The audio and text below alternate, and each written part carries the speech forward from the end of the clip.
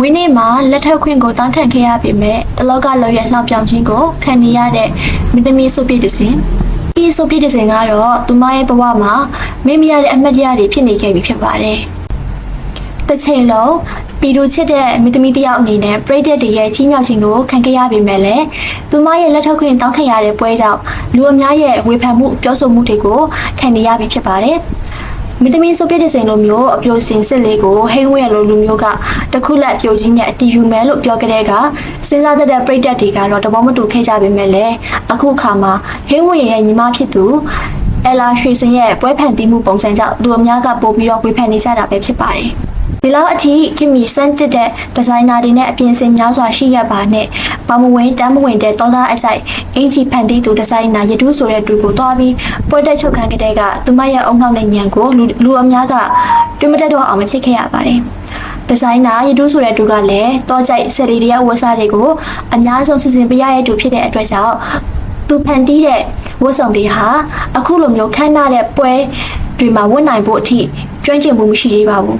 ဒါပေမဲ့အလာရွှေစင်ရဲ့တောင်းဆိုမှုကြောင့်ဆိုပြတဲ့စင်ရဲ့နေထူးနေမြတ်တွေကတနေရာအနေနဲ့ပါဝင်နိုင်ဖို့အတွက်လက်ခံဖြစ်ခဲ့တယ်လို့ဆိုပါတယ်ပွဲမှာဝတ်ဖို့ဝတ်ဆောင်ကိုပြင်ဆင်ရမှာလဲအလာရွှေစင်ရဲ့စိတ်ကြအတိုင်းဒီဇိုင်နာနဲ့အပြင်အစင်အရောင်တွေအားလုံးကိုပြုလုပ်ပေးခဲ့ရတာဖြစ်တယ်လို့ဆိုပါတယ်ဝတ်ဆောင်ကိုရဖို့အတွက်3ညတည်းနဲ့လူအယောက်30ကိုအသုံးပြုပြီးခက်ခဲပင်ပန်းစွာဝတ်ဆောင်တစ်ခုကိုချုပ်လုပ်ခဲ့ရတယ်လို့လည်းဆိုပါတယ်ဒီစကားတွေကဒါကြီးနေပေမဲ့ဝတ်ဆောင်ဟာအားလုံးရဲ့အမြင်မှာတော့ကြက်အုပ်ထားတဲ့စကားလို့လာထင်ရပြီးအမွှေးအမြင်တွေနဲ့လည်းလုံးဝလိုက်ဖက်မှုမရှိဘူးမိမ့်မိန်နေခဲ့စေရဖြစ်ပါတယ်ဆိုပြတဲ့စရိုက်ခဏကိုအချိုးစားဟာခေါင်းဝန်းရှိလေးတွေနဲ့ရင်လေးထားတဲ့ပုံစံဖြစ်တဲ့အတွက်ကြောင့်စကတ်တူကြီးနဲ့အသားရောင်စကားကွက်ကြီးဟာတတောက်ကြီးဖြစ်နေစေပြီးတော့တကယ်ကိုဘောလောကရဲ့ကာချာတစ်ခုလိုဖြစ်စေခဲ့ပါတယ်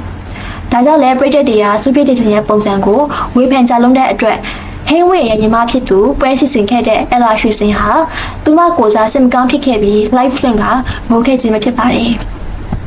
သူမဟာစူပြတဲ့စင်ရဲ့အတွက်အမတ်တရားဖြစ်စေဖို့ဒီဇိုင်နာနဲ့အပ်ပြီးဝတ်ဆောင်ကိုစူးစမ်းမှယူချိုးလုပ်ခဲ့ပေမဲ့လည်းအလိုရမှတ်ချက်တွေဟာပြင်းထန်လွန်းတဲ့အတွက်ကြောင့်ရောင်းမဖြစ်လာမဲ့သူအတွက်လည်းစင်မကောင်းဖြစ်ရတယ်လို့သူမကိုယ်တိုင်ကပြောပြလာခဲ့ပါတယ်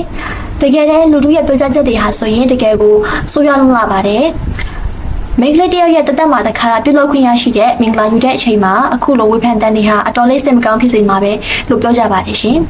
ကိုယ်တိုင်လည်းနိုင်ငံကျော်မင်းသမီးတယောက်ဖြစ်တဲ့အတွက်ကြောင့်လူအများရဲ့အပြောစကားကိုအမြဲတမ်းကြားနေရပေမဲ့လည်းအခုတခါဝေဖန်ခံရပုံကတော့အတော်လေးဆိုးရွားလုံးလာတဲ့အတွက်ကြောင့်ရှက်စိတ်ဖြစ်မိမှာအမှန်ပါပဲဖြစ်ပါတယ်ဒါကြောင့်ဝေဖန်မှုတွေကိုလျှော့ပြီးအပြုတဘောဆောင်တဲ့အပြောလေးတွေပြောရေးပြင်ဆင်ပြီးမိခဲ့တဲ့အပေါ်မှာစိတ်မကောင်းဖြစ်စေတယ်လို့ဟင်းဝေရဲ့ညီမအလာရွှေစင်ရဲ့ live မှာပြောကြားခဲ့ပါတယ်ရှင်